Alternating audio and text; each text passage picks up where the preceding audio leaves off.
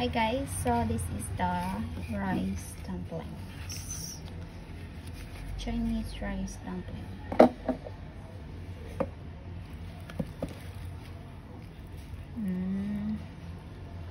Ano siya?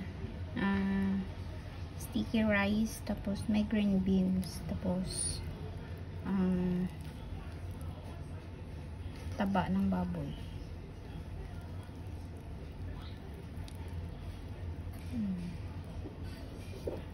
Tapos may ito salted egg. So ganito ang ano nila guys, other kind na sticky rice dumpling. So tikman na natin.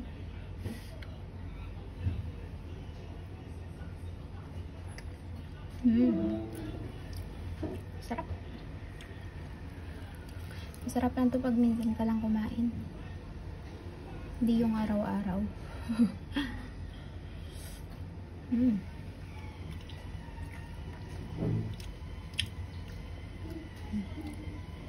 Taba. Yung iba hindi ako nakain ng taba. Kasi nakakaumay yan. So ito na guys ang atin nga sticky rice dumpling. Thank you for watching.